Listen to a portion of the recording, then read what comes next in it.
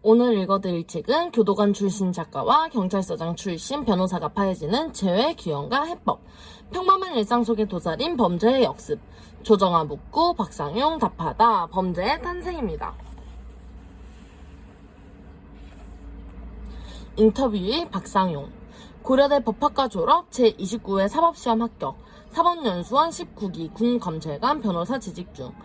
변호사 재직 중 1993년 경찰청 경정특채, 2002년 총경 승진, 본청 수사국. 수사과정을 거쳐 서울 양천, 경기, 대전 중부 논산경찰서장으로 재직하다 2013년 6월 경찰 퇴직. 인터뷰어 조정아.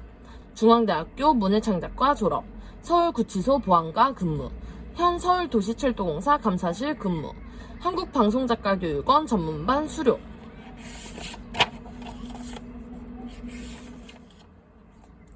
하나, 해조선의 사건 사고들.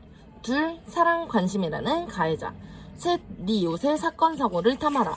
넷, 열린 사회와 그 범죄들. 다섯, 이것만은 바꾸자. 여섯, 경찰의 탄생. 오늘은 사랑 관심이라는 가해자의 한 부분을 읽어드릴 건데요. 같이 한번 읽어보도록 합시다. 제자살인으로 끝난 로망스. 인천 교생 살인사건. 인천에서 한 여성이 고등학교를 자퇴한 남학생에게 공부를 게을리한다며 온몸을 벨트와 공푸채 등으로 때리고 심지어 뜨거운 물까지 부어 전신화상을 입게 만들어 놓고 방치해서 결국 남학생이 폐혈증으로 사망케 한 사건이 있었습니다.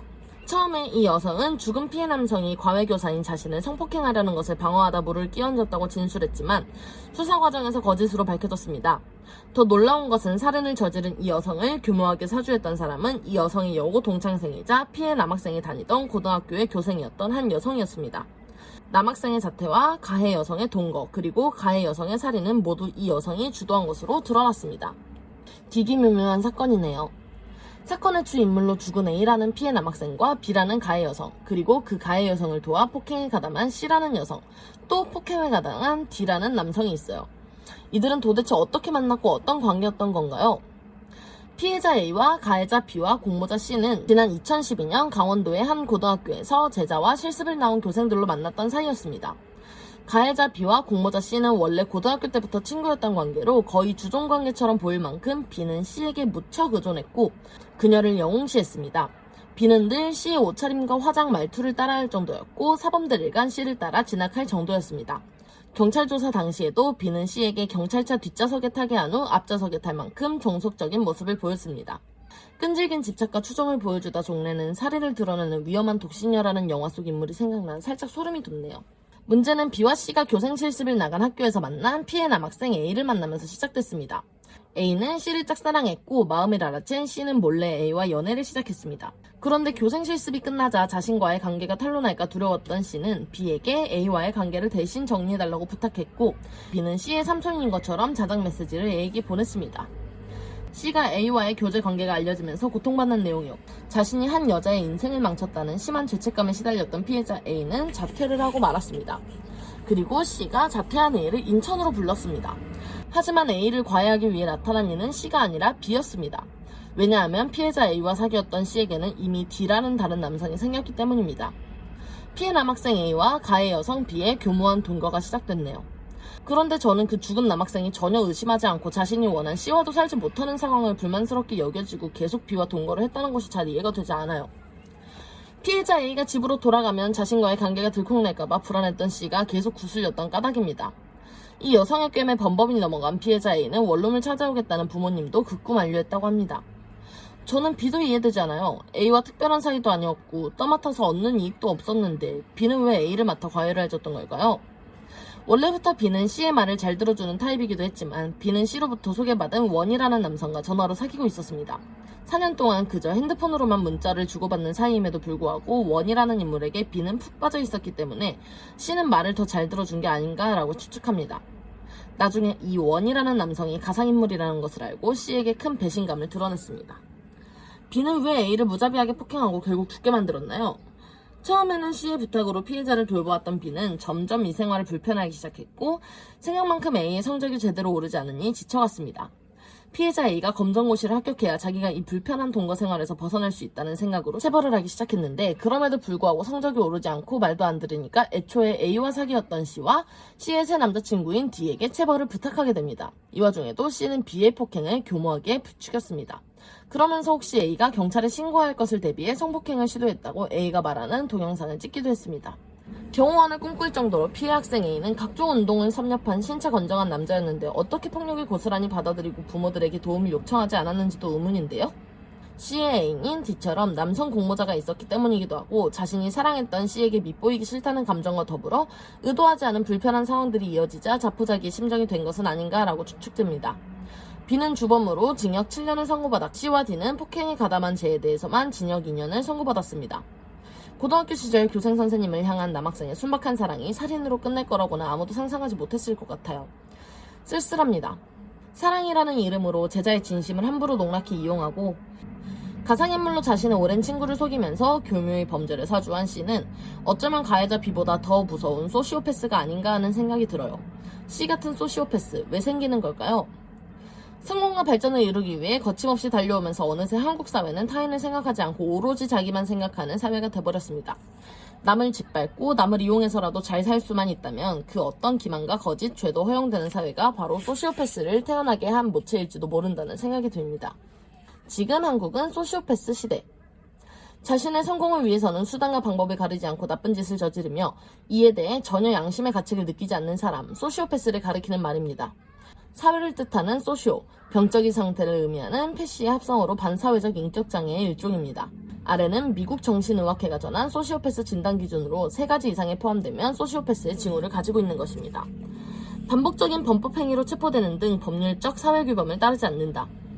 거짓말을 반복하거나 가명을 사용하거나 자신의 이익이나 쾌락을 통해 다른 사람을 속이는 사기성이 있다. 충동적이거나 미리 계획을 세우지 않고 행동한다.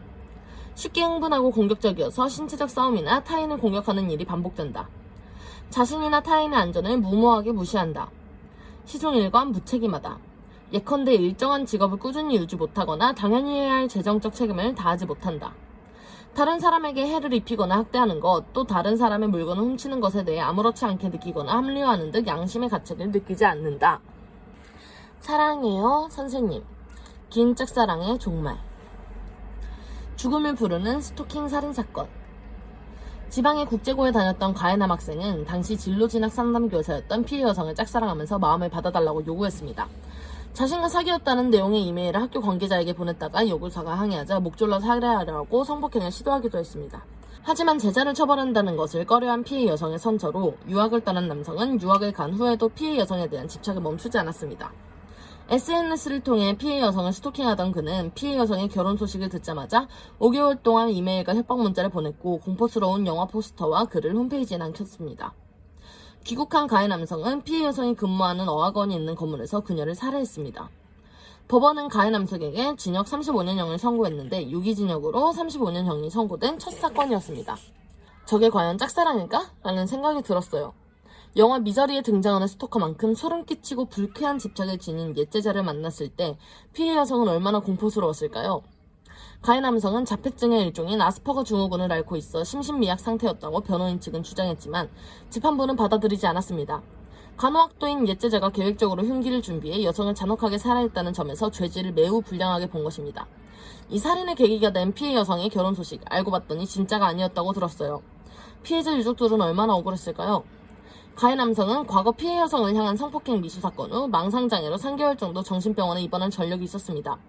격리 차원에서 해외 유학을 보냈지만 이 망상증이 제대로 완치되지 않았던 것 같습니다. 이 사건의 본질도 스토킹 범죄인 거잖아요. 자신은 정상적인 범위 내에 관심을 표하는 것이라고 생각할 수 있지만 상대방에게는 굉장히 공포스러운 것이 바로 스토킹 행위잖아요. 이런 스토킹 범죄를 예방하기 위해서 어떻게 대처해야 할까요? 협박을 하더라도 처음부터 강력하게 대처해야 합니다. 적당히 구슬리면 그만두겠지라는 생각은 틀렸습니다. 협박에는 그만큼의 강도로 세게 나가야 합니다. 혼자 하기 힘들다면 가족이나 주변 사람들의 도움을 받든지 경찰이나 사회 시스템의 도움을 받아 초기에 강력하게 대응해야 합니다. 피해 여성이 교사였을 때 학생의 장래에 지장을 주기 싫어서 좋게 해결했던 것이 안 좋은 결과로 돌아온 것입니다. 회피하거나 무시하는 것도 안 되나요? 피하는 것도 엄연한 반응입니다. 오히려 망상장애 성향의 사람에게는 망상의 대상으로부터 멀리 떨어져 있는 것이 더 강한 집착을 불러일으키기도 합니다. 일명 로미오와 줄리엣 효과로 누군가가 개입해서 사랑을 방해했다는 생각을 하면 더 집착하게 됩니다. 타인이 원하지 않는데도 계속 반복적으로 주의를 맴돌거나 하면서 심리적, 신체적 고통을 주는 스토킹에 대한 현재 우리 처벌 수준은 어떤가요? 스토킹 행위를 징역형까지 가능한 중범죄로 다루는 미국이나 일본과는 달리 우리나라는 경범죄로 분류하여 벌금 10만원에 처하니 경찰도 제대로 수사를 하지 않습니다. 그러나 구류나 유치명령 처분을 활용하여 일정 시간 유치장에 구금하고 수사관이 강력 경고와 함께 통신 제한 조치, 신변보호 조치를 제대로 해주면 현행법 규정으로도 충분히 가능하다고 생각합니다. 문제는 수사기관의 의지입니다. 피해자의 입장을 가장 우선적으로 생각해줘야 합니다. 쫓아다니다가 신체에 위해를 가한다면 징역형도 가능하지만 단지 쫓아다니는 것만으로는 경범죄밖에 안 된다는 거네요. 하지만 경범죄 수준을 뛰어넘는 피해도 있잖아요. 스토킹은 반복적으로 지속해서 나타나기 때문에 피해자들은 일상생활을 제대로 영위하지 못할 수도 있습니다. 항상 신변의 위협을 느끼는 바람에 심한 경우 외상후 스트레스 장애까지 달하는 아주 심각한 불면증도 겪습니다. 항상 주변의 여러가지 상황에 대해서 경계하다가 만성적인 우울증을 앓는 사람도 있습니다. 사랑이란 이름으로 행하는 폭력, 스토킹을 단순히 짝사랑이나 과한 구애행위 정도로만 인식하고 처벌도 이처럼 가볍다면 앞으로도 스토커 범죄는 기승을 부릴 것 같아요. 스토커나 집착증 증세로 미행을 하거나 쫓아다니면서 폭언이나 협박을 하는 경우에는 처벌이 가능합니다.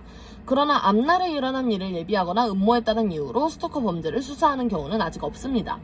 스토킹은 그 행위 유형에 따라 형법상 강요, 협박, 폭행죄 또는 정보통신망 이용 촉진법, 성폭력 특별법으로도 처벌될 수 있습니다. 다만 사람을 맹목적으로 쫓아다니는 행위만으로는 경범죄 처벌법상 과태료를 물게 하나 벌금 10만원에 그쳐 실효성이 없습니다. 따라서 과태료만 물게 아니라 신변보호를 요청했을 때 실질적으로 신변보호 조치를 해주는 시스템만이라도 확실히 보완해야 합니다.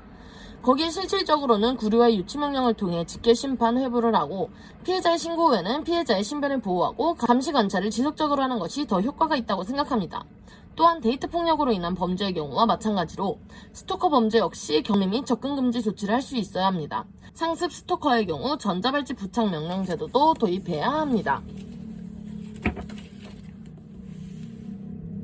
여기까지 조정아 묻고 박상용 답하다, 조정아 박상용 저자의 범죄의 탄생을 읽어보았는데요.